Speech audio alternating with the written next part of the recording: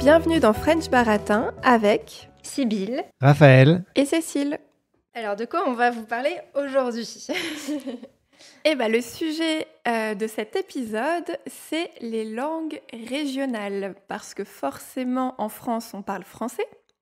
Mais dans certaines régions, on parle aussi la langue de la région.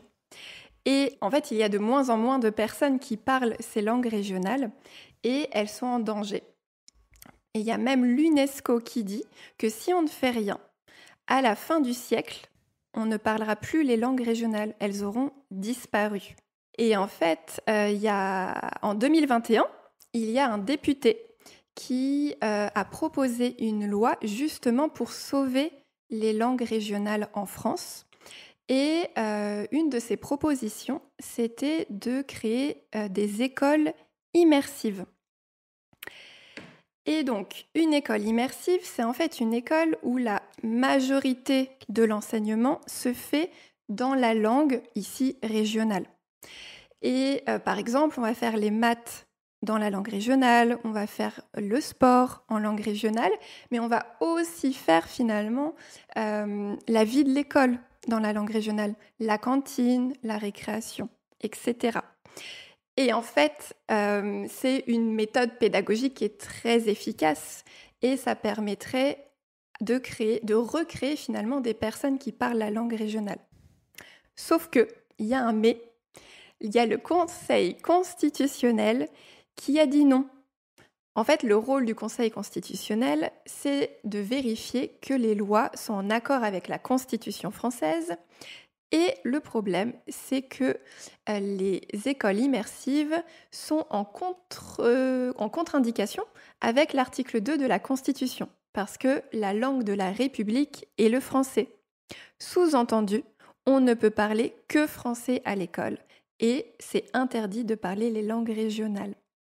Et donc ça a créé une polémique énorme, de nombreuses personnes sont parties manifester, et le président français Emmanuel Macron a rassuré les régions en disant que les langues de France sont un trésor national et qu'il faut les préserver.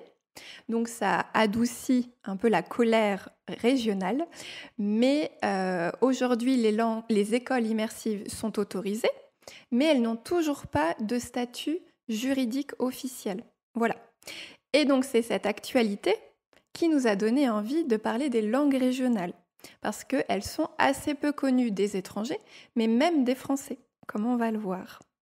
Alors, est-ce que on peut peut-être essayer de tester notre connaissance des langues régionales, puisque toi, Cécile, je crois que tu connais bien le sujet maintenant. Nous, on le connaît par les petites expériences qu'on a pu avoir. Alors, est-ce que tu peux peut-être nous poser des questions pour voir si on s'y connaît ou pas ? Je vais vous tester, je suis prête. Alors, première question pour Raphaël et Sibylle. Est-ce que vous savez déjà combien de langues régionales il y a en France aujourd'hui ? Alors, qu'est-ce que tu dirais, toi ? Moi, je sais pas, je dirais peut-être 4, 5. Oui, peut-être Je 7, pense, si ouais. on pousse un petit peu. Je pense au breton, à l'alsacien, au ch'ti. Le basque. Le basque, c'est vrai, j'avais oublié celui-là. Il y a peut-être encore du provençal aussi. Mm-hmm. Ça fait 5. Ça fait 5. Et je pense qu'il y en a qu'on ne connaît pas, mais donc ça doit faire, 7. Ouais, si tu veux. 17. On n'a qu'à dire 7. Eh bien, vous êtes très loin du compte parce qu'apparemment, il en existe 75. 75. Wow. Ah ouais, quand même. Quand même. Mais par contre, vous avez effectivement cité les plus connus. Ouais. Parce qu'en fait, il faut savoir qu'on a la France métropolitaine, donc l'hexagone que vous pouvez situer sur la carte. Et après, on a pas mal de territoires d'outre-mer où il y a de nombreuses langues régionales. Et d'ailleurs, c'est à peu près moitié-moitié, parce qu'il y a une trentaine de langues régionales en France et une quarantaine dans les îles. Et d'ailleurs, elles sont beaucoup plus utilisées dans les territoires d'outre-mer qu'en métropole. Mais oui, donc effectivement, les langues principales, en tout cas dont on entend le plus parler, on a, comme vous disiez, le breton, qui vient de Bretagne, l'alsacien qui vient d'Alsace, le basque qui vient du Pays Basque, du Pays c'est dans Basque, le sud-ouest exactement. de la France. Tout à fait. Et on a le ch'ti, effectivement, qui vient du nord de la France. Et en fait, c'est intéressant parce que... est-ce que vous savez d'où vient le breton, les origines du breton? Alors, je sais qu'il y a une partie de la Bretagne qu'on appelle la Bretagne bretonnante, parce qu'on ne parle en fait le breton que dans la grosse moitié la plus à l'ouest de la Bretagne. Mais d'où ça vient, non, je ne sais pas. Bah, c'est une langue celte, en fait, Oui, au départ. exactement. Oui, tout à fait. Et l'alsacien, est-ce que vous connaissez ses influences? Une langue allemande, Ouais. d'influence allemande, un dialecte de l'allemand, en fait. C'est une langue germanique, effectivement. Le basque, est-ce que vous savez d'où ça vient?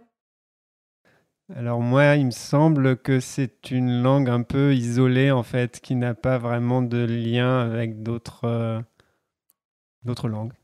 Ouais, exactement. Il y en C'est a, un il y en a assez mystère. peu comme ça dans le monde. Et, C'est un mystère parce que souvent on arrive à faire des liens, enfin on arrive à trouver les racines d'une langue et le basque on n'y arrive pas du tout.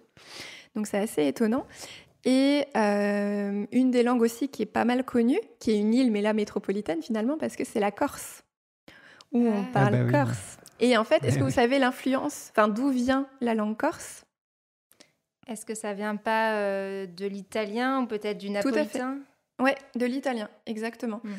Et en fait, finalement, ce qui est intéressant, c'est que les langues les plus connues, les langues régionales les plus connues, ce sont des langues qui viennent de langues extérieures à la France.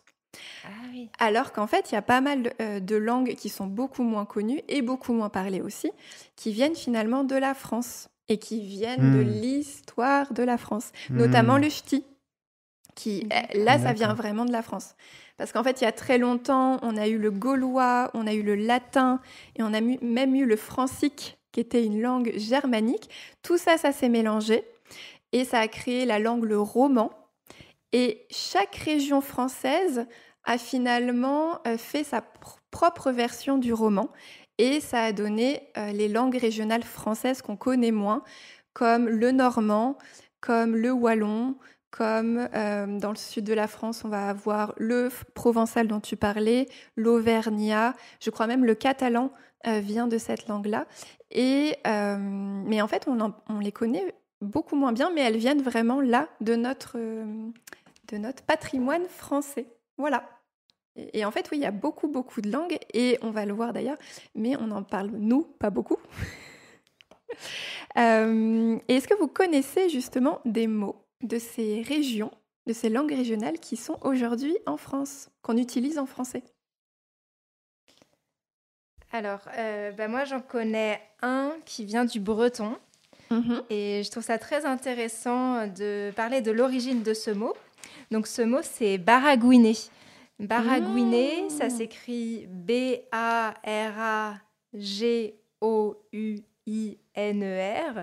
baragouiner, et ça signifie pas très bien parler, essayer de parler une langue qu'on parle mal en fait, avoir des difficultés à s'exprimer dans une langue. Et en fait, ça vient justement de ces pauvres Bretons qui essayaient de parler français quand ils arrivaient à Paris, par exemple, pour leur carrière, et qui n'y arrivaient pas très bien. Et donc, en fait, ça vient de bara et gouine, qui sont deux mots bretons. Bara, ça veut dire pain. Et gouine, ça veut dire vin. Ça ressemble d'ailleurs un petit peu gouine et vin. Et en fait, les Bretons, quand ils arrivaient dans les bars de la capitale, au 19e siècle, au début du 20e siècle, ils demandaient du pain et du vin. Et donc, ils disaient baragouine, baragouine. Et donc, on a inventé ce mot, baragouiner, pour dire ne pas bien savoir parler une langue. Et moi, ça me fait beaucoup penser à l'origine du mot barbare. Barbare, en fait... ça vient d'une onomatopée de ba, ba, ba, qui sont les sons que les barbares, entre guillemets, ceux qui ne parlaient pas le latin, en fait, utilisaient pour parler, tout simplement. Et donc, finalement, on a des mots qui se moquent des gens qui ne parlent pas notre langue. Et Donc c'est très parlant sur la manière dont on traite ceux qui ne parlent pas la langue principale d'un territoire. Intéressant. Trop intéressant. Ouais. Alors moi j'ai par exemple la choucroute qui vient de l'alsacien. En alsacien ça se dit surkrut et ça vient et l'alsacien, le mot alsacien vient de l'allemand Sauerkraut et donc voilà, donc c'est un transfert phonétique finalement, une copie un peu du mot en phonétique parce qu'en français ça n'a plus tout à fait le même, ça veut rien dire à peu près, il y a le mot chou dedans et la choucroute c'est fait à partir de chou, mais après croûte ça n'a aucun rapport, donc parce que croûte ça vient du krut et du kraut qui du coup serait le chou en allemand en fait plus ou moins, donc voilà, c'est juste une transformation phonétique. Et peut-être que tu peux rappeler ce que c'est une choucroute aux auditeurs. Ah, mais oui, tout à fait. Finalement, c'est un plat très français, très alsacien, mais peut-être que tout le monde ne connaît pas. Effectivement, alors la choucroute, c'est un plat de choux fermenté. Voilà, qu'on mange généralement avec des saucisses ou des choses comme ça. Et de la pomme de terre. C'est bien copieux. C'est très copieux et c'est souvent servi de manière très copieuse aussi. Donc, ouais.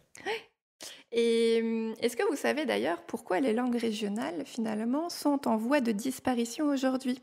Est-ce que vous savez ce qui s'est passé ? Pour moi, c'est un rapport avec l'école, forcément. Puisque justement, on en parle des écoles immersives et si on en parle, c'est justement parce que l'école française s'est construite autour de la langue française.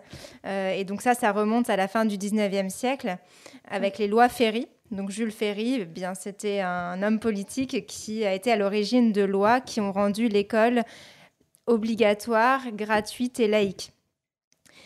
Et Jules Ferry avait prévu une école en français. Et donc, assez rapidement, les personnes qui parlaient les langues régionales ont été forcées d'apprendre le français pour aller à l'école. Enfin, les enfants ont été obligés d'apprendre le français et n'ont pas eu le droit, il me semble, de s'exprimer dans leur langue régionale lorsqu'ils allaient à l'école. Sous peine de punition. Et comme c'était la seule école gratuite, ils n'avaient pas le choix. Qu'est-ce que tu disais, Cécile ? Pardon, oui, je t'ai coupé. Je disais sous peine de punition, en fait, s'ils s'exprimaient dans les écoles. Les coups de règle, ça pouvait arriver quand on s'exprimait dans la langue régionale. Ah oui, c'est une technique de barbare. Exactement. Justement. Complètement. Et en fait, c'était aussi un moyen, c'était un ascenseur social, finalement, de parler le français, puisque ça permettait aussi derrière de trouver un métier potentiellement quand on allait à Paris, etc. Donc c'était très bien vu de parler le français. Et petit à petit, les langues régionales se sont fait de plus en plus rares.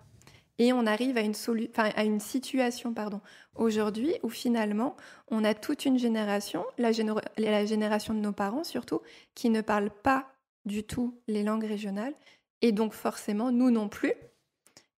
Et si ça continue comme ça, d'où les écoles immersives, elles n'existeront plus. Voilà. D'accord. Et donc, toi, Cécile, justement, qui a une famille qui vient du Nord, il me semble, même si toi, tu as grandi en Normandie, est-ce que tu as eu l'occasion d'écouter du ch'ti dans ta jeunesse ? Le ch'ti étant donc la langue régionale qui se parle plutôt dans le nord de la France. Tout à fait, ouais. Alors oui, effectivement, je viens de Normandie, mais comme tu l'as dit, mes parents ne sont pas normands. Et tu vis à Strasbourg. Oui, et en plus, oui. Donc moi, je n'ai jamais entendu de normand quand j'étais petite. Par contre, j'avais écouté une pièce de théâtre dans une langue régionale normande et je n'avais rien compris du tout. C'était assez bizarre et c'est la première fois où je m'étais rendu compte qu'en fait, les langues régionales ne ressemblaient pas du tout au français. Mais pour répondre à ta question, j'ai assez peu entendu de ch'ti. C'était plutôt des mots que j'entendais de temps en temps. Notamment, il y a 2 mots qui me viennent. C'est le mot chicon. Je ne sais pas si vous savez ce que ça veut dire. Une salade ? Non. J'ai pas entendu, Sybille ? Est-ce que c'est une salade ? Presque, ouais. Ce sont les endives. Ce sont ce qu'on appelle les endives en français. Ah oui. Et en fait, ça vient du mot chicorée, du coup, la plante. La plante. C'est la racine. En fait, le chicon, c'est la racine de la chicorée. Et en fait, ma grand-mère, quand elle est arrivée à 18 ans à Lille, elle a découvert le mot chicon qu'elle ne connaissait pas parce qu'elle venait de Picardie. Et donc, c'était vraiment dans tous les magasins. Et ma mère, du coup, ne parlait que de chicon aussi quand elle était enfant. Et c'est après, quand elle a changé de région, qu'elle a découvert que le chicon n'était pas le mot connu dans les autres régions françaises. Et il y a un autre mot aussi que j'ai beaucoup entendu, c'est la wassingue, qui est en fait une serpillière. Et en faisant mes recherches, j'ai découvert qu'en fait, wassingue, ça vient du flamand. Alors, je ne sais absolument pas le prononcer, en tout cas, je ressens une sonorité qui me fait penser à l'anglais, puisque washing, to wash, et donc c'est l'action de laver. Donc je ne sais pas les corrélations entre le flamand et l'anglais, mais voilà, je pense qu'il y a quelque chose. Oui, voilà. Je pense en allemand aussi, il y a waschen, voilà. Ouais. Exactement. C'est la même racine. Donc voilà, c'est deux mots que j'ai entendus, mais effectivement, je n'en ai pas entendu. Ma grand-mère me racontait elle entendait parler ch'ti dans la rue, dans le tram. La sœur de ma grand-mère en entreprise entendait beaucoup parler ch'ti, mais finalement dans les petits métiers, finalement, dès lors que tu commençais à grimper la hiérarchie, c'était le français. Après, je viens d'une famille d'enseignants et forcément, c'était le français qui était bien vu dans le milieu des enseignants. Donc, j'ai très peu entendu le ch'ti. Voilà. Et toi, Raphaël, puisque certes, tu vis à Nantes, mais ta famille vient en partie d'Alsace. Alors toi, est-ce que tu as eu l'expérience de l'alsacien avec ta famille alsacienne ? Voilà, donc ma famille maternelle en fait est originaire d'Alsace, enfin en moins en partie du côté de mon grand-père. Moi, j'ai effectivement entendu de l'alsacien quand j'étais petit, en particulier ma mère et ma tante qui parlaient alsacien avec mon grand-père et ma grand-mère. Ils ont de moins en moins parlé l'alsacien avec eux au fil du temps. Et toujours est-il que ma mère et ma tante ont grandi donc dans un foyer où on ne parlait qu'alsacien. C'est-à-dire que pour ma mère et ma tante, l'alsacien est la langue maternelle et leur première langue. Et elles n'ont commencé à apprendre le français qu'à l'école. Ensuite, à partir du moment où elles allaient à l'école, du coup, leur vocabulaire s'enrichissait évidemment à travers le français. Et elles ont commencé aussi à parler français à la maison avec leurs parents. Mais par exemple, mon arrière-grand-père, lui, ne parlait qu'alsacien, il ne comprenait pas un mot de français. Et mon grand-père tenait beaucoup à ce que dans les repas de famille, on ne parle qu'alsacien pour que le grand-père puisse comprendre de quoi on parlait. Voilà. Et ensuite, ma tante, elle a fait pendant pas mal de temps du théâtre alsacien, où il faisait des sketchs en alsacien. Finalement, ça s'est arrêté, mais c'était simplement en raison de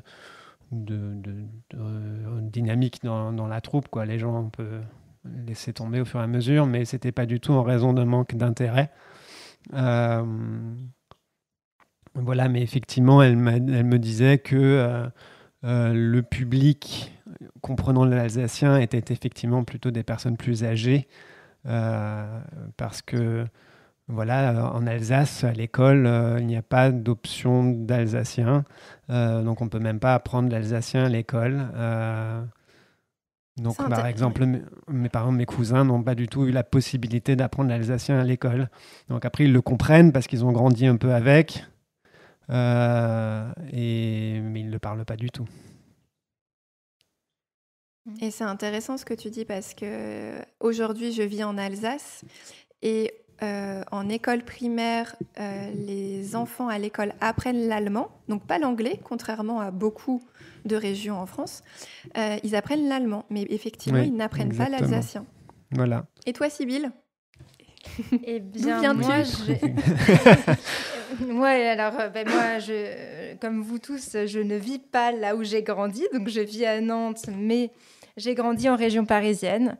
Et en région parisienne, eh bien, les langues régionales n'existent pas. Donc, pour moi, ça n'était pas du tout une réalité jusqu'à ce que je voyage un petit peu en France et que je puisse de temps en temps entendre quelques mots ou surtout voir en Bretagne, par exemple, des panneaux écrits en langue régionale. Et donc, je suis un assez bon témoin de ce qu'on pourrait appeler l'invisibilisation des langues régionales, le fait qu'on ne les voit pas, qu'on ne les entend pas quand on est en France et qu'on n'est pas dans une famille qui parle une langue régionale. Et à ce propos, j'ai lu un article d'un breton qui était opposé aux panneaux de signalisation en breton et en français, parce que pour lui, ça risquait de créer des accidents, qu'on prenne le temps de lire les panneaux dans les deux langues, on allait être moins rapide pour conduire. Et surtout, il trouvait que ce budget devrait plutôt être utilisé pour l'enseignement de la langue bretonne. Donc, il était tout à fait pour l'enseignement du breton, mais contre les panneaux. Et moi, je ne suis pas tout à fait d'accord, parce qu'en fait, je trouve justement qu'en tant que Française qui n'y connaît rien aux langues régionales qui se parlent pourtant sur le territoire français, eh bien, le fait de voir ces panneaux, ça m'a éveillée à la question des langues régionales. C'est quelque chose d'assez visible dans les rues et donc ça peut intriguer, ça peut rendre curieux et ça peut donner envie de s'intéresser au sujet des langues régionales. Voilà. Comme à Strasbourg avec les noms des rues. Finalement. C'est ce que j'allais dire, oui, voilà, à Strasbourg, il y a les noms des rues, mais en revanche, je ne crois pas qu'il y ait les noms des directions, enfin sur les panneaux de direction, que ce soit en alsacien, et en même temps, la plupart des villages, des villages, en fait, ont de toute façon un nom alsacien, donc il n'y aura même pas vraiment besoin. Voilà, pour des non-locuteurs de l'alsacien, c'est un petit peu compliqué à prononcer. Ou de l'allemand, quand on parle allemand, il y a quand même, c'est plus facile à prononcer. Mais voilà. Non, complètement, mais c'est très intéressant ce que tu dis, Sybille, sur le fait que ça permette effectivement de rendre visibles les langues, parce que sinon, on ne les voit. Si on ne les entend pas et qu'on ne les voit pas et qu'on ne vient pas d'une région où la langue régionale est parlée, c'est très compliqué pour la faire perdurer dans le temps. Ouais. Et il y a c'était en 2008, il y a eu un film qui a finalement permis de visibiliser une des langues régionales, qui est le ch'ti. D'ailleurs, c'est une des langues régionales que vous avez citées tout à l'heure. Et ça s'appelle « Bienvenue chez les ch'tis ». Alors, c'est un film qui présente un homme qui, parce qu'il a fait une faute professionnelle, on le punit en le mutant dans le nord. Et donc lui, il vient vraiment du sud. Et quand il arrive dans le nord, il ne comprend plus rien puisque les gens parlent ch'ti. Donc c'est un film où il y a beaucoup de clichés, mais qui présente finalement des qualités très présentes chez les gens du nord, mais qui a vraiment le mérite en fait d'avoir montré et d'avoir permis d'entendre le ch'ti, et qu'on connaissait assez peu. Et je pense que s'il y a une langue régionale qui est bien connue, en tout cas dans les sonorités, c'est le ch'ti. Il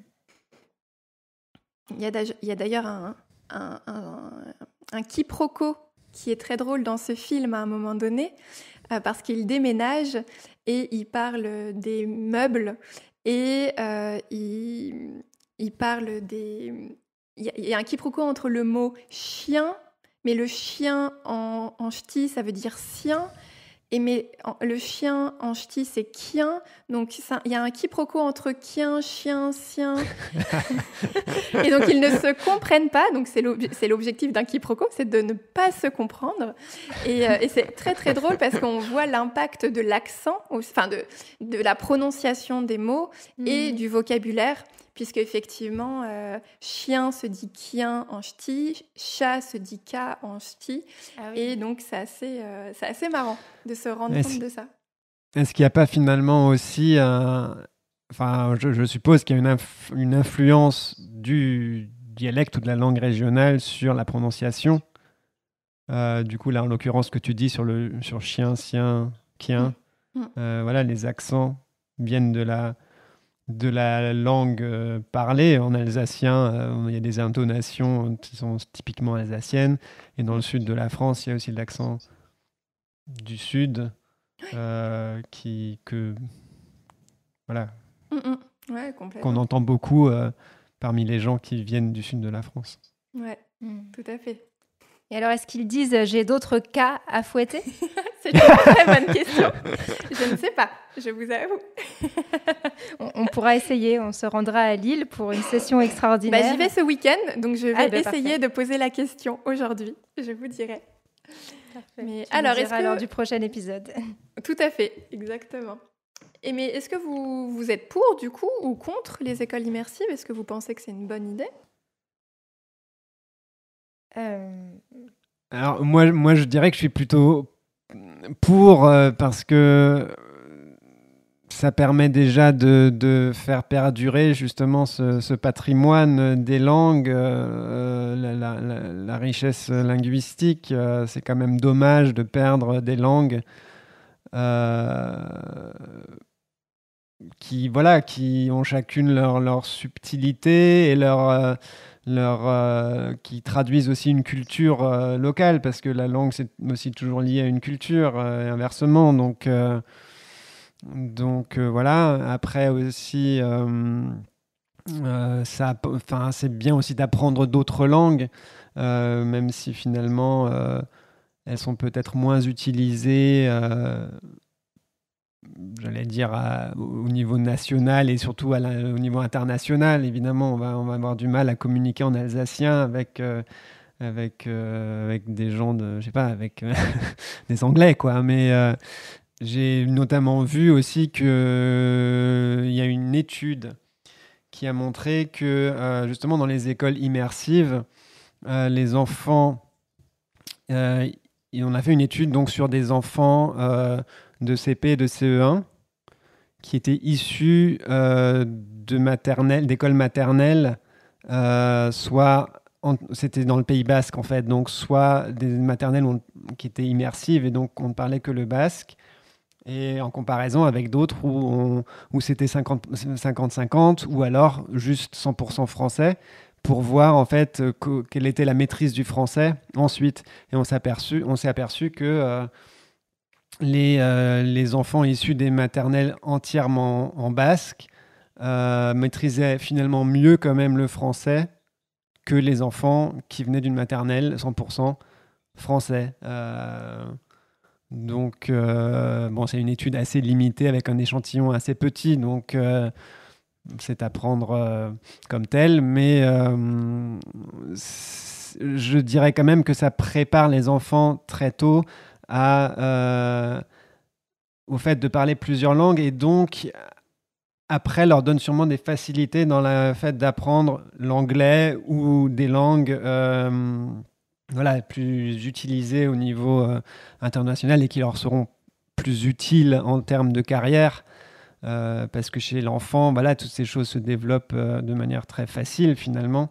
Et l'apprentissage d'une langue dans cette classe d'âge est très simple en fait, dès lors que l'enfant est effectivement immergé dans un contexte où on le parle. Voilà. Pour moi, c'est vraiment ça les arguments pour, et cette histoire d'article 2 de la Constitution, pour moi, ça permet de définir le français comme langue des institutions de la République, et comme langue centrale dans l'école, pour que finalement tout le monde parle français et puisse interagir avec les institutions de la République et l'administration et tout ça. Et Mais ça n'empêche pas, à mon sens, d'apprendre d'autres langues dans un environnement immersif, dès lors que on continue d'apprendre le français pour préserver une forme d'unité nationale. Ça me paraît pas incompatible, quoi. Et toi, Sybille, qu'est-ce que tu en penses ? Bien, moi, je suis aussi pour. J'ai réfléchi un petit peu tout de même aux arguments contre et aussi à ce qui justifie que certaines personnes soient contre. Et donc oui, leur peur, c'est effectivement qu'on ne parle plus le français, enfin que des enfants n'apprennent plus le français en fait. Donc j'imagine qu'ils s'imaginent des enfants qui ne parleraient plus que le breton, plus que le basque et qui n'auraient plus du tout d'expérience du français. Mais ça me paraît très peu probable puisqu'effectivement ils vivent en France malgré tout.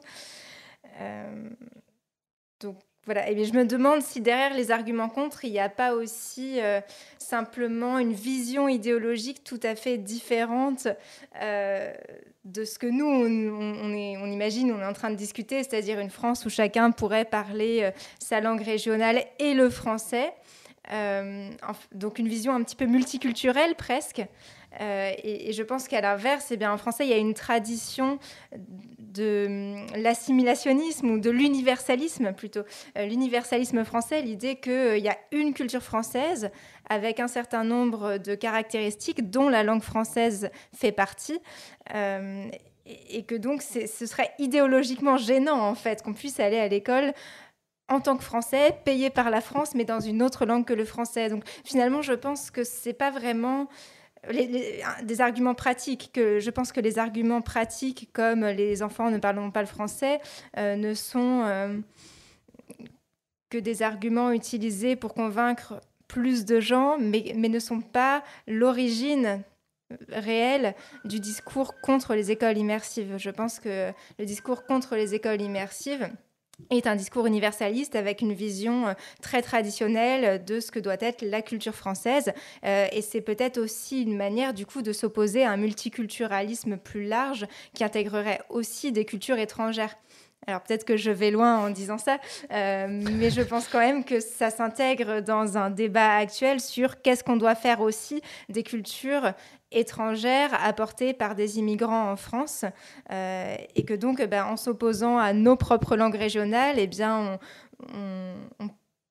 on ouvre la porte à des arguments contre des manifestations culturelles étrangères en fait sur le sol français.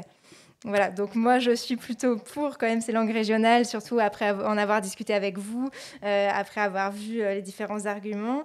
Mais je pense que les arguments contre qui existent sont plutôt de nature idéologique, portent plutôt sur qu'est-ce que c'est que la culture française que sur la pratique vraiment très concrète des langues régionales sur le sol français. C'est marrant ce que tu dis parce que tu parles des langues étrangères et notamment les langues des immigrants qui vont venir en France. Et bizarrement, ça pose beaucoup moins de problèmes le fait que l'anglais se soit glissé partout dans nos vies et où on voit maintenant de plus en plus des panneaux publicitaires avec des mots anglais, alors qu'avant c'était très peu le cas. Les chansons sont une grosse majorité, enfin pas une grosse majorité, mais une grande partie en anglais aussi. Et finalement, les régions essayent parfois de faire passer des quotas pour des langues régionales. Et pour que les chansons puissent exister aussi en langue régionale. Et c'est quelque chose à la radio ? Oui, tout à fait. Ouais. Ah d'accord, je savais pas. Ils essayent de faire passer des quotas, mais ils n'y arrivent pas. Alors que c'est effectivement, de toute façon, on a pris les langues régionales par un angle qui est l'école, mais finalement, une langue, ça va être parlé à la maison. Mais là, on a un problème puisque comme on a arrêté l'enseignement des langues régionales, on ne la parle plus à la maison. Mais il y a aussi l'administration, il y a aussi les entreprises, il y a aussi les médias. Et finalement, si le problème, on peut finalement créer des écoles immersives, mais si à la fin de la scolarité, il n'y a pas d'endroit où on peut parler la langue régionale, finalement, beaucoup de personnes vont se dire pourquoi faire ? Parce que, comme tu disais, Raphaël, ça permet effectivement de faire perdurer le patrimoine culturel et linguistique, et c'est juste d'une richesse immense. Sauf que si on ne l'utilise pas au quotidien, parce que finalement ce n'est utilisé que dans la région, l'utilité est amoindrie. Et c'est vrai que, par exemple, alors je ne suis pas alsacienne, mais j'aimerais prendre des cours de langue, mais je ne sais pas, j'hésite entre prendre des cours d'allemand ou des cours d'alsacien. Parce que je sais très bien qu'en France, finalement, en Alsace, je vais pouvoir parler français, alors qu'en Allemagne, je sais que je ne pourrais pas parler français. Donc finalement, il y a cet opportunisme où on va peut-être choisir une langue plutôt qu'une autre parce qu'elle va être plus parlée. Oui, une langue plus dominante, quoi. Ouais, complètement. Ouais. Et c'est pas facile. Mais sur ce que tu disais sur l'anglais, tu noteras quand même que dans l'administration française, on parle plus facilement de courriel que d'email, alors que tous les Français disent email. Mais l'administration française, qui, elle, souhaite utiliser le français et seulement le français, parle de courriel, qui est une sorte de traduction française d'email. C'est un exemple parmi d'autres, mais je pense qu'au niveau de l'État, l'anglais ne perce pas tant que ça. Il y a une percée quand même, il y a une percée. Oui. Qui est la carte d'identité française, qui est aujourd'hui traduite en français, du coup, forcément, mais elle est traduite en anglais. Ah d'accord, je ne savais pas. Sur la carte. Sur la carte. Sur les nouvelles cartes, en fait. Sur les nouvelles cartes, tout à fait. Ah d'accord, je ne savais pas. Moi, non, je l'ai appris assez récemment. Et donc, il y a une grosse percée, je trouve. Après, c'est un document français officiel, mais qui est à destination de l'étranger, finalement, puisqu'on l'utilise le plus possible quand on va à l'étranger. Mais oui et non, parce que, en l'occurrence, ça me fait penser quand on était aux États-Unis, à Boston en particulier, mais partout aux États-Unis finalement, quand on veut aller dans un bar, à cause du fait que là-bas l'alcool n'est accessible qu'à partir de 21 ans, à l'entrée des bars et des restaurants, souvent ils demandent une pièce d'identité. Mais quand on présentait notre carte d'identité française, ils ne l'acceptaient pas, ils voulaient un passeport. D'accord. Donc la carte d'identité, la validité ou ce qui est considéré comme valide à l'étranger, ça peut être relatif, quoi. Ce serait intéressant de voir si du fait que ce serait traduit en anglais, si dans des pays étrangers ce soit plus accepté après. Ouais, c'est une bonne question. Je sais pas. Ouais. Mais, c'est certainement un Français qui voulait boire à l'étranger, qui n'avait perdu son passeport, qui a fait passer cette nouvelle règle. Ça serait trop. Ce serait drôle. Oui, tout à fait. Mais oui, je repense à ce que tu dis, Sybille, sur l'idéologie. Je pense qu'effectivement, c'est ça. Mais de toute façon, en France, on a énormément de difficultés, j'ai l'impression, à voir le multiculturel comme quelque chose de sécurisant, finalement. On a hyper peur de se faire bouffer, finalement, par les autres, quels qu'ils soient. Par d'autres cultures. Ouais, que ça soit les langues, que ça soit la culture, que ce soit la religion. Enfin, on peut aller très loin, mais c'est vrai. Et c'est dommage. Mais du coup, je serais curieux, en fait, de voir, puisqu'on parle de pays étrangers, etc., qu'est-ce qui se fait justement dans les autres pays en termes de langue régionale ou dialectale. Est-ce que tu as des informations un peu là-dessus, Cécile ? J'ai lu, par exemple, le Pays de Galles, qui parle anglais, mais qui parle aussi gallois, qui est une langue celte très très proche du breton. Alors il existe certainement des écoles immersives, mais apparemment ils ont obligé les enfants à apprendre le gallois jusqu'à l'âge de 16 ans comme deuxième langue. Ah ouais. Et du coup, c'est intéressant parce que, par exemple, en Écosse, j'y ai vécu 2 ans, le gaélique, qui est une autre langue celte, mais qui n'est pas la même que le gallois, elle n'est pas obligatoire du tout à l'école. Et finalement, très peu d'enfants la parlent. Il y a quelques écoles immersives, mais c'est très très rare. Il y en avait une à Glasgow notamment. Mais c'est un peu comme nos écoles nos écoles immersives en France. Mais le Pays de Galles a fait vraiment des choses. D'accord, c'est intéressant. Parce que finalement, on pourrait... les écoles immersives, c'est un peu finalement presque un objectif... Enfin, c'est presque un idéal. Parce que finalement, on pourrait tout à fait, sans aller vers cet idéal qui va ne concerner que quelques écoles, peut-être effectivement imposer l'apprentissage des langues régionales pour tous les enfants dans les régions concernées. Ça pourrait être un entre-deux. Après, la question de est-ce qu'on rend ça obligatoire ou pas est un autre débat. Mais voilà. Disons qu'on pourrait à minima proposer l'option tout à fait. de cours d'apprendre la langue régionale. Voilà.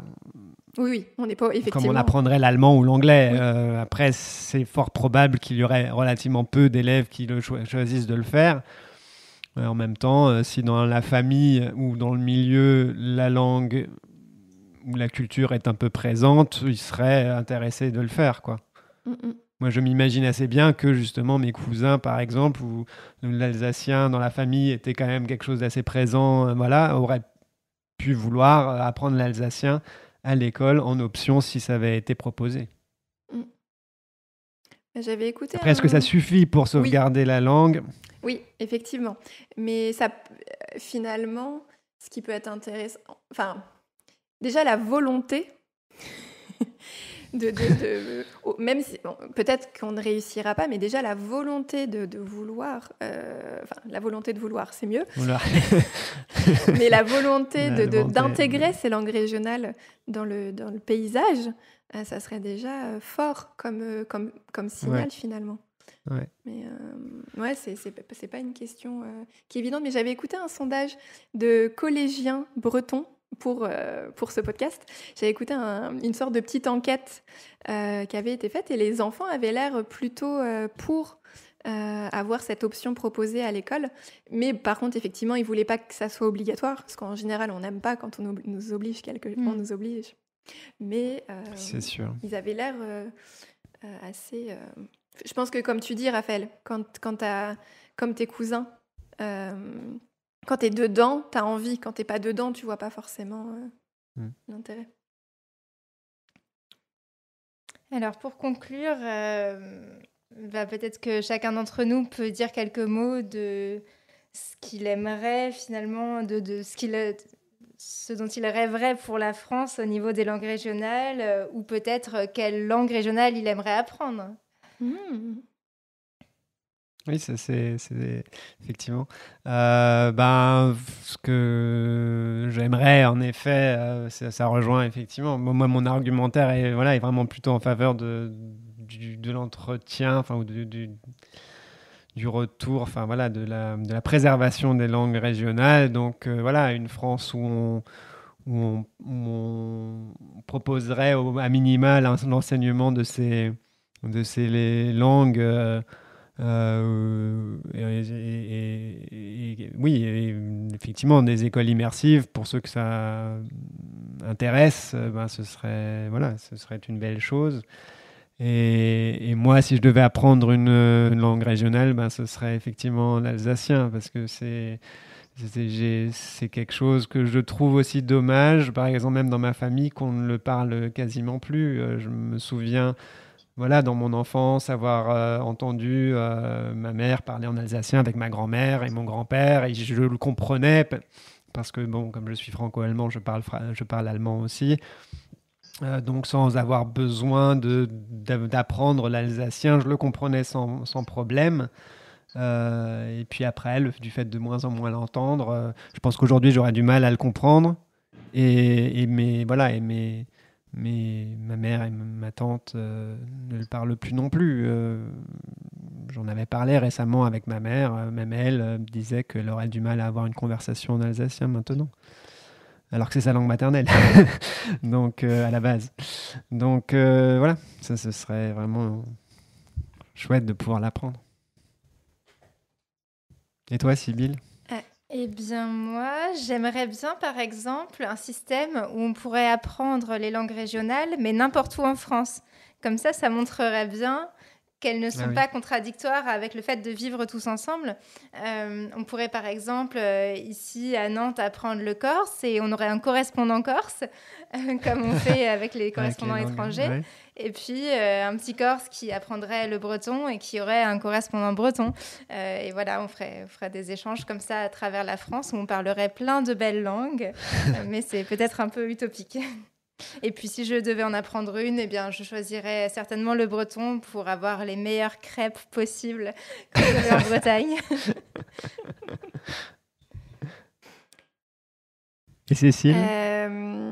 Et ben moi, je vais reprendre une phrase que j'aime beaucoup de Bayrou, qui est un homme politique français qui vient justement du sud de la France et qui est très impliqué dans les langues régionales et qui dit « Défendre ce que l'on est, ce n'est pas attaquer les autres, c'est aimer la diversité.